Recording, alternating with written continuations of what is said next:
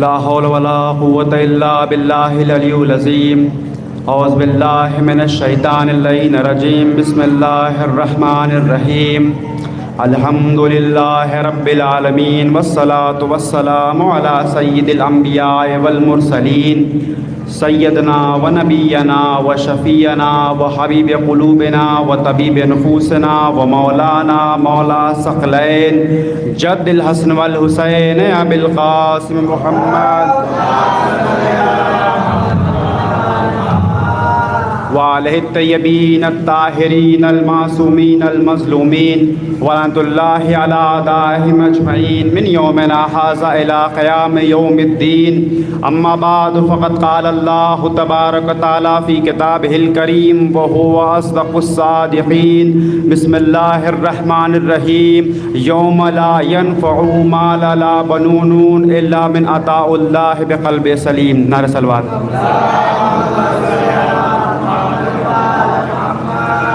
پروردگار عالم قرآن مجید میں یہ ارشاد فرما رہا ہے کہ یوم لا ينفع مال لا بنون الا من اتى اللہ بقلب سلیم، کہ روز قیامت اس دن نہ مال کام آئے گا نہ اولاد کام آئے گی مگر یہ کہ جسے قلب سلیم عطا کیا گیا ہوگا. جان محترم، اب سوال یہ پیدا ہوتا ہے کہ آخر قلب سلیم کا مطلب ہے کیا؟ قلب سلیم سے مراد ہے کیا؟ تو قلب سلیم کا اگر لفظی معنی لیا جائے اور سطحی مطلب لیا جائے تو اس کا مطلب ہوگا پاک دل. جو اس کا لفظی معنی ہوگا وہ ہوگا پاک دل. جان محترم، لیکن یہ لفظ جتنا چھوٹا سا دیکھنے میں ہے اتنا چھوٹا ہے نہیں. یہ اپنے اندر بہت سے معنی اور مفہوم کو سموئے ہوئے. جان محترم، اور صرف چند منٹ کی گفتگو اور تھوڑے سے علم کے ساتھ اس موضوع پہ گفتگو کرنا آسان نہیں ہے، کوئی آسان کام نہیں. جان محترم، مگر میری نگاہ سے ایک کتاب گزری آیت اللہ دستغیب شیرازی کی کتاب قلب سلیم کی، جس میں انہوں نے بڑی خوبصورت اور اچھے انداز میں اور آسان لفظوں میں قلب سلیم کو اچھے سے انہوں نے ڈیفائن کیا، سمجھایا. جان محترم، میں یہ سمجھتا ہوں کہ اس کتاب کو سب کو پڑھنا چاہیے، کیونکہ اس کتاب کو اگر انسان پڑھے تو انسان کے اندر جو ایمان میں تھوڑی بہت کوتاہی باقی ہے وہ ضرور دور ہو جائے گی. ایک صلوات پڑھیں محمد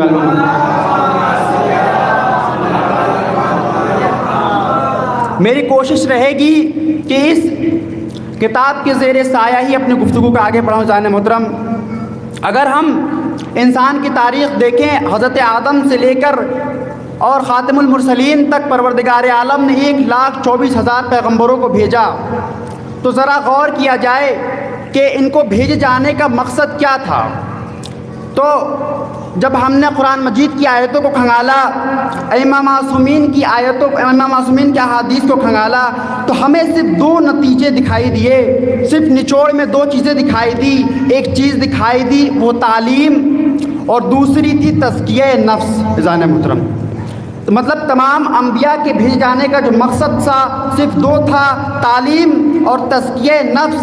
اب تعلیم اور تزکیہ نفس بھی اپنا ایک خاص مقصد رکھتے ہیں، اور ان کا خاص مقصد یہ ہے کہ وہ انسان کو کمال انسانیت تک پہنچائے. جان محترم، اس لیے کہ تعلیم اور تزکیہ نفس ایک دوسرے کے پورک ہیں، ایک دوسرے کو پورا کرنے والے ہیں. جب تک تعلیم اور تزکیہ نفس ایک جگہ اکٹھا نہیں ہوں گے انسان کمال انسانیت تک پہنچ ہی نہیں سکتا. ایک صلوات پڑھیں محمد عالم.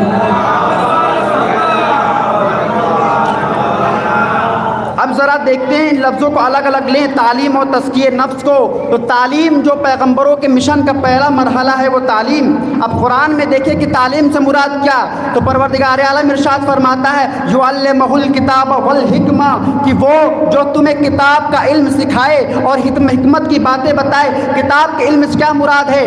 یعنی وہ صحیفے، یعنی وہ آسمانی کتابیں جو انبیاء لے کر آئے، ان کتابوں کو لوگوں کو پڑھ کے بتائے، سمجھائے اور حکمت کی باتوں کو سمجھائے، کائنات کے خلقت کے راز کو بتائے، دین کی حکمتوں کو بتائے، شریعت کی حکمتوں کو بتائے. جان محترم، یہ ہو گئی تعلیم.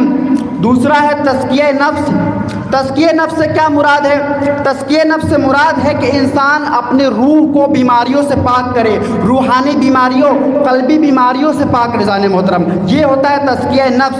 یا اور آسان زبان میں اگر سمجھانا چاہے جائے تو یہ کہا جا سکتا ہے کہ ایمان اور عمل کے نتیجے کو حاصل کرنا ہی تزکیہ نفس ہے۔ ایک سال بعد پڑھے محمد وال محمد۔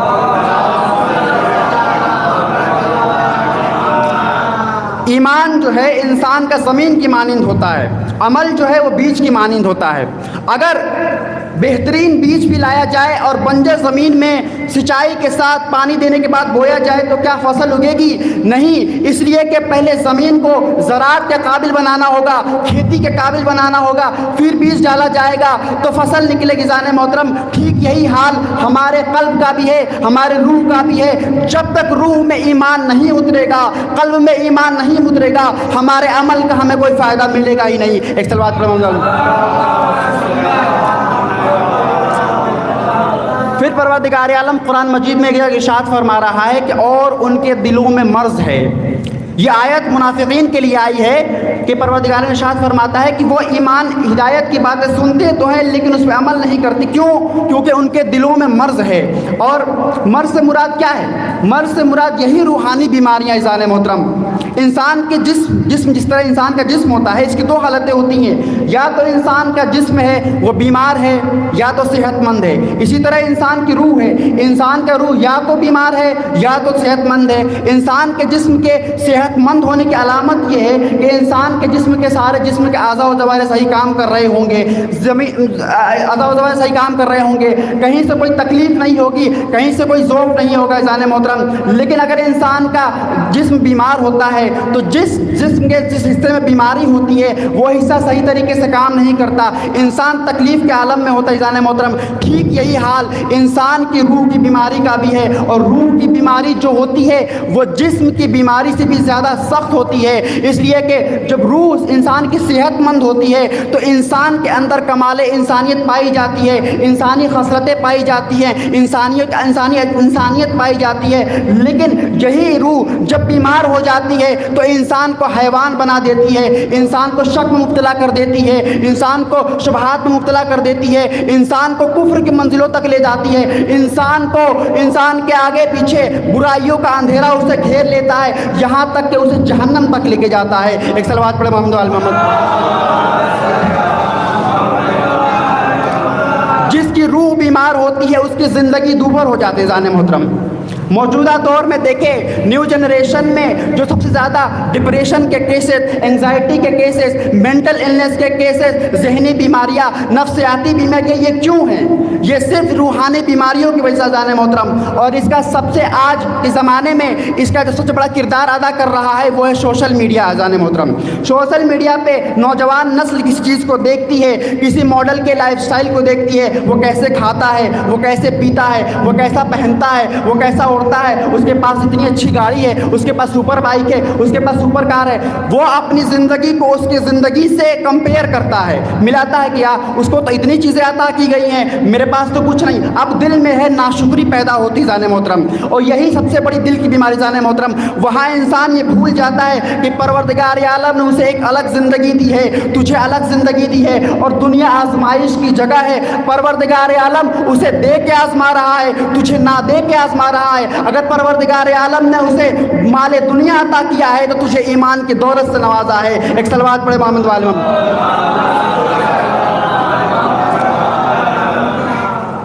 امیر المومنین علیہ السلام نہج البلاغہ میں ارشاد فرماتے ہیں، امیر کا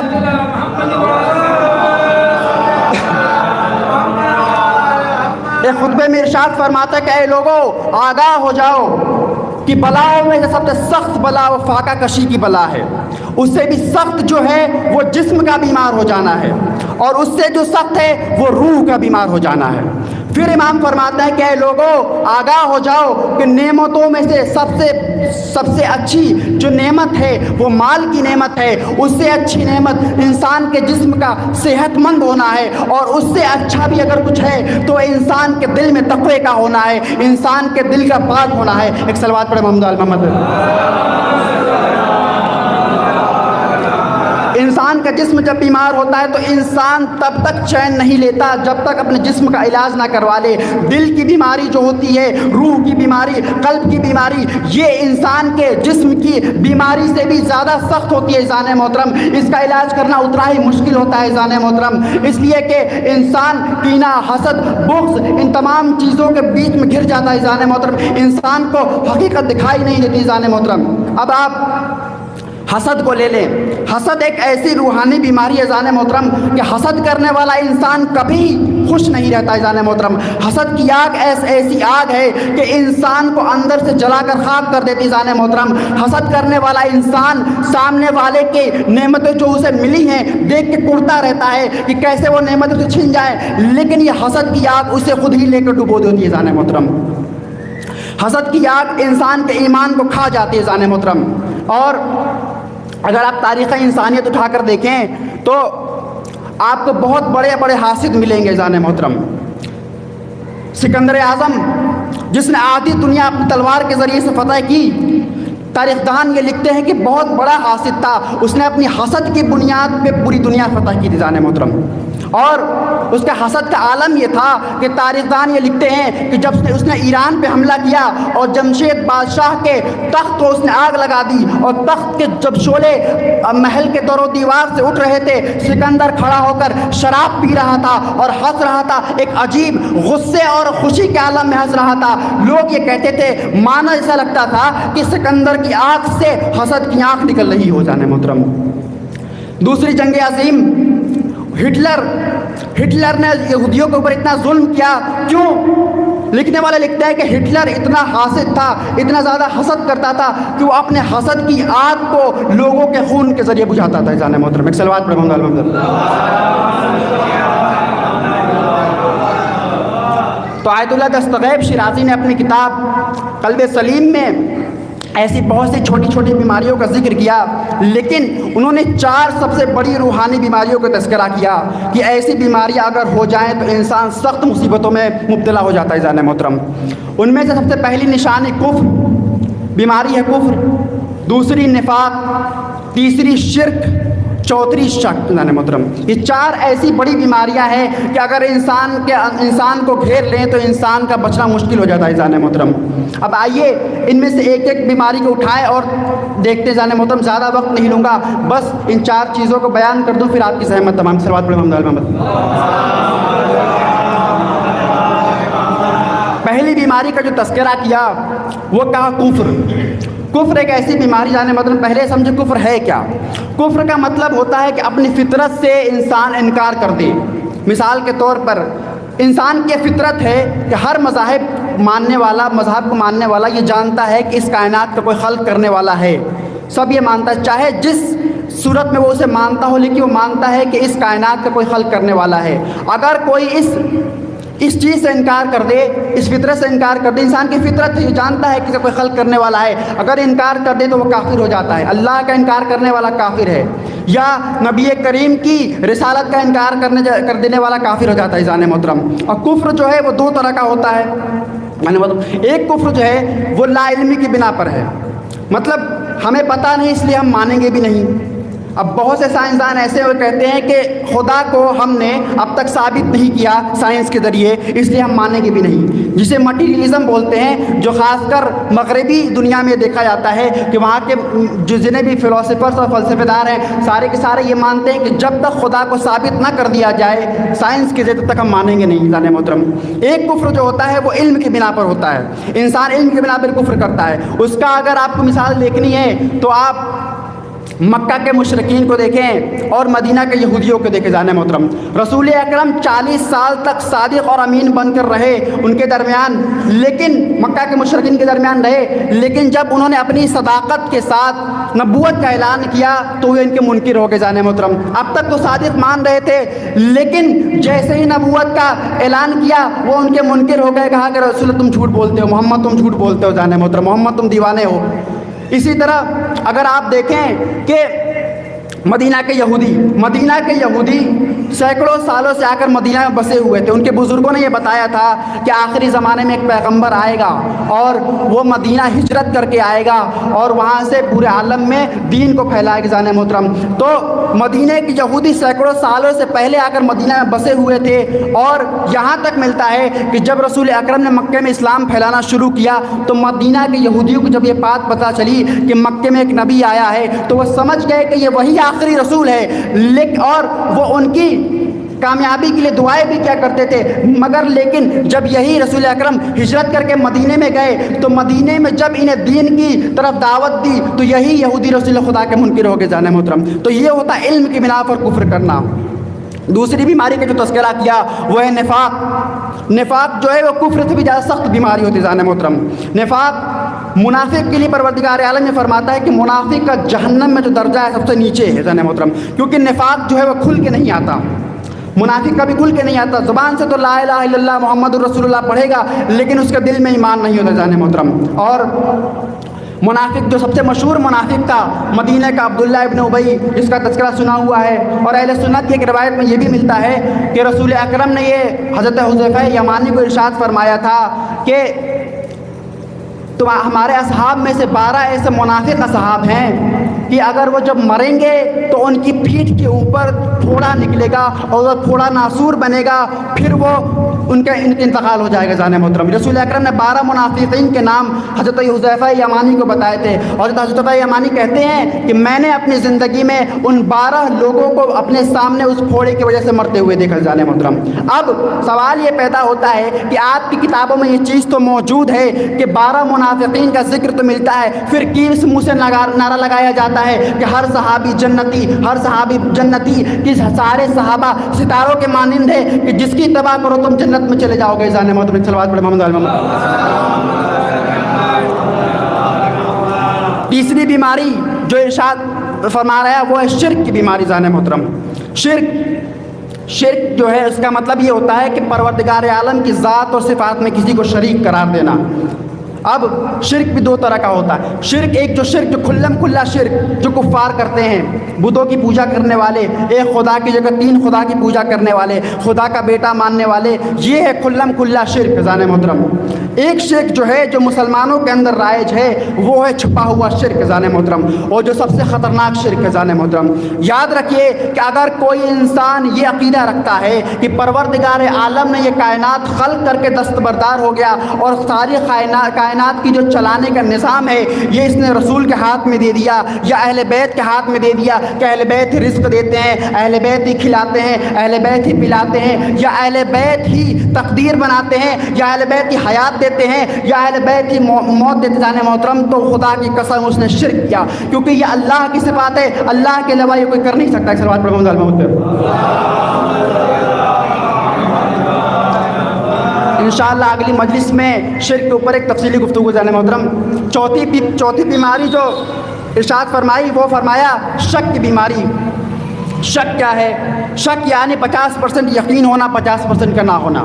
مطلب خدا ہے یا نہیں, 50% تو یقین ہے, 50% نہیں. رسول اکرم اللہ کے سچے نبی ہیں یا نہیں, 50% تو یقین ہے, 50% نہیں. جان محترم, اور شک کی بیماری اگر اللہ کے اوپر شک کر لے تو وہ کافر ہو جاتا ہے. جان محترم, وہ کفر میں چلا جاتا ہے. جان محترم, تو یہ وہ بیماریاں ہیں, 4 بیماریاں جن کا تذکرہ کیا. بتانے کا مقصد یہ ہے کہ اگر ان روحانی بیماریوں کا علاج نہ کیا جائے تو انسان کو انسان سے حیوان بنا دیتے. جان محترم, آپ تاریخ اسلام اٹھا کر دیکھیں کہ آپ کو ایسے ایسے کردار ملیں گے, ایسے ایسے کردار ملیں گے کہ جو کیا تھے اور کیا سے کیا ہو گئے. جان محترم, آپ آقا باقر الصدر کا ایک جملہ ہے کہ کربلا کے میدان میں جو سب سے بدبخت اور بدترین انسان تھا وہ تھا عمر سعد.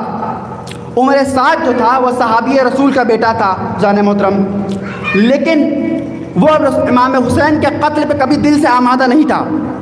وہ امام حسین کے قتل پہ آمادہ نہیں تھا. وہ عبید اللہ ابن زیاد کو کئی بار روکتا بھی ہے کہ ایسا نہ کرو, لیکن عبید اللہ ابن زیاد کہتا ہے کہ دیکھو عمر سعد, یا تو تم کمانڈر بنو لشکر کے تو تمہیں ملک رے کی حکومت ملے گی. اب عمر سعد کے اندر جو دنیا کی محبت تھی وہ حکومت کی محبت تھی, اسے ملک رے کی حکومت چاہیے تھی ہر قیمت پہ. تو عبیداللہ ابن زیاد اس کا فائدہ اٹھاتا ہے اور اس سے کہتا ہے کہ عمر سعد حسین کو قتل کرو تمہیں رے کی حکومت ملے گی جان محترم۔ عمر سعد دل سے راضی نہیں تھا، لیکن ملک رے کی حکومت کی لالچ میں، یہ لالچ جو اس کے اندر بیماری تھی، اس کی وجہ سے امام حسین کے مقابلے میں چلا آیا جان محترم۔ اور عصر عاشور امام حسین علیہ السلام نے جب اسے مخاطب کیا کہ اے عمر سعد، تو جس ملک رے کی حکومت کی لالچ مجھے قتل کرنے آیا ہے، خدا کی قسم تو اس ملک رے کی گندم بھی نہ کھائے گا۔ ایک صلوات پڑھے محمد وآل محمد پہ۔ دوسرا کردار قاضی شرح کا کردار، اسے حضرت عمر کے زمانے میں حضرت عمر نے کوفے کا قاضی بنایا تھا، عثمان کے زمانے میں بھی رہا، لیکن جب مولا علی کا زمانہ آیا تو مولا علی نے اسے معزول کر دیا۔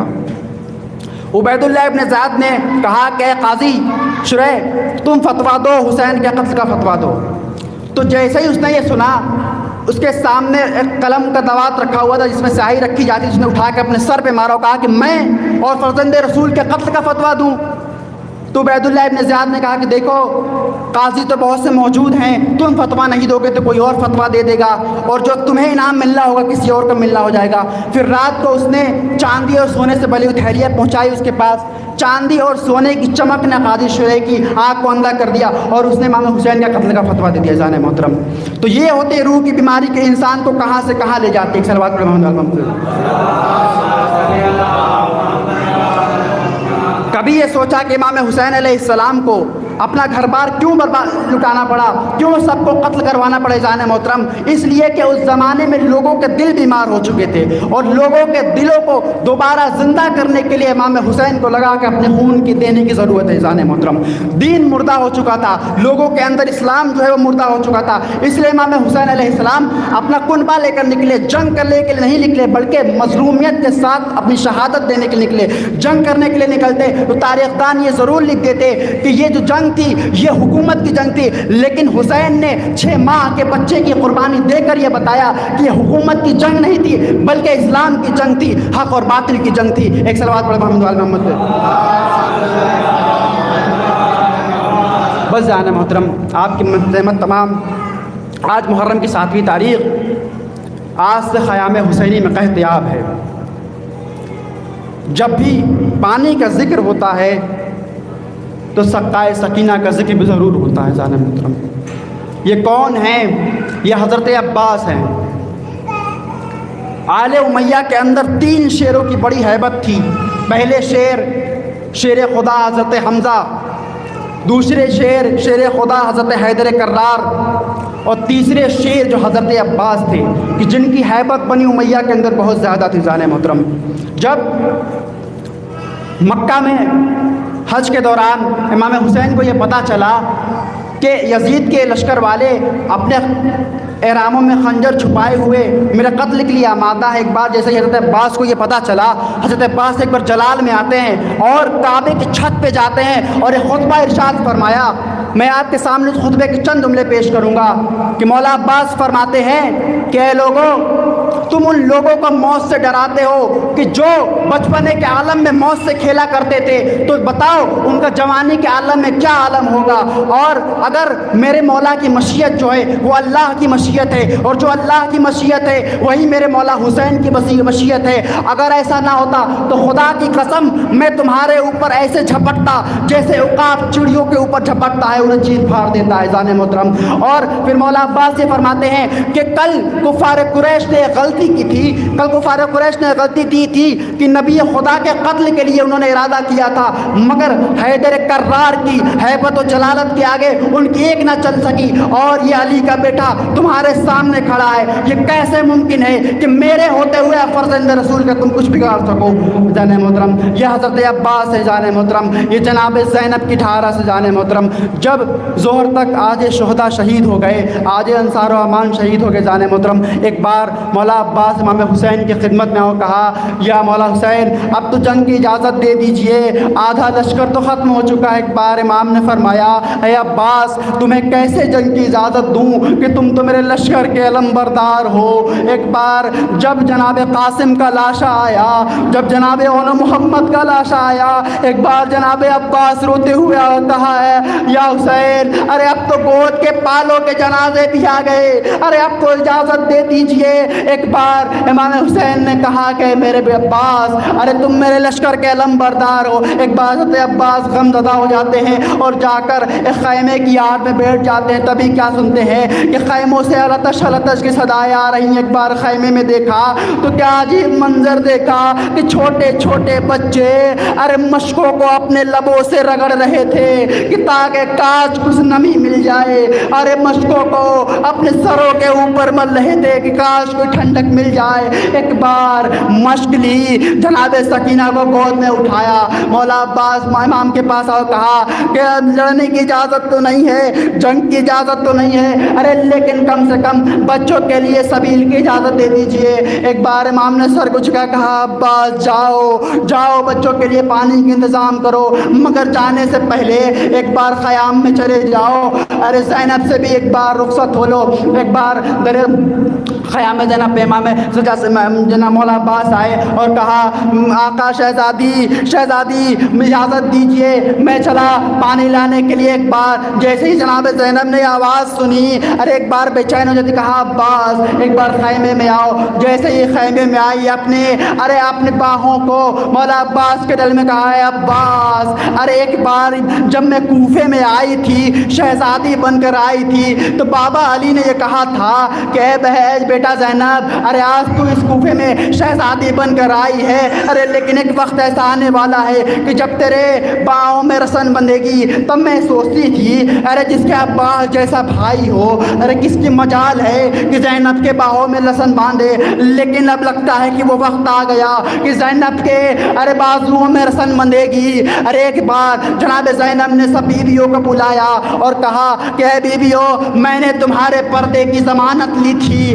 ارے میں پردے کی ضمانت واپس لیتی ہوں اس لیے کہ پردے کا جو محافظ ہے وہ جنگ کے لیے جا رہا ہے۔ جان محترم پوری روایت شہادت کی نہیں پڑھنی، صبح سے آپ مصائب سن لیں، بس ایک روایت سن لیں اور آپ کی زحمت تمام۔ حرم مولا عباس میں ایک شیخ تھے، وہ مجلس سن رہے تھے، تبھی ایک ذاکر جناب مولا عباس کے مصائب پڑھ رہا تھا۔ اس نے یہ پڑھا کہ مولا عباس کے سر پہ گرز لگا اور مولا عباس گھوڑے سے زمین پر گرے۔ ایک بار شیخ نے چیخ ماری اور بے ہوش ہو گئے۔ جب شیخ اٹھے تو انہوں نے کہا اس بات سے ذاکر کو بلاؤ، ارے اس نے کہاں سے روایت پڑھ دی، تو نے کہاں سے روایت پڑھی، آج کے بعد یہ روایت نہ پڑھنا۔ ارے مولا عباس کا قد اتنا زیادہ تھا، عربی گھوڑے کا قد بھی اتنا زیادہ ہوتا ہے، اس کے اوپر مولا عباس کا قد اتنا زیادہ تھا، ارے کس کا گرز تھا کہ جو عباس کے سر تک پہنچ جاتا۔ ایک بار رات کو خواب میں دیکھتے کہتے کہ مولا عباس کہہ رہے ہیں کہ شیخ ارے تو نے میرے ذاکر کو میرا مصائب پڑھنے سے کیوں روکا۔ اس نے کہتا شیخ کہتے ہیں کہ یا مولا ارے مجھے یقین نہیں تھا اس روایت پہ کہ یہ روایت سچی ہے یا جھوٹی۔ ایک بار جو امام مولا عباس نے کہا کہ ہاں اے شیخ میرے سر پہ گرز لگا تھا، ارے وہ منظر عجیب تھا، ارے میرے دونوں بازو کٹ چکے تھے، میری ایک آنکھ میں تیر تھا، ارے کسی کی ایک آنکھ میں تیر لگ جائے تو اپنے بازوؤں کے ذریعے سے اپنے باہوں کے ذریعے سے وہ تیر نکالے گا، لیکن میرے دونوں بازو جدا تھے، میں نے ایک بار سر کو جھٹکا کہ تیر نکل جائے لیکن تیر نہ نکل سکا، پھر میں نے اپنے اس تیر کو اپنے دونوں بازانوں کے بیچ میں دبا کر نکالنا چاہا، ارے جیسے ہی نکالنا چاہا ایک شکی نے ایک ایسا گرز مارا مولا عباس گھوڑے پہ سنبھل نہ سکے۔ انا للہ و انا الیہ راجعون۔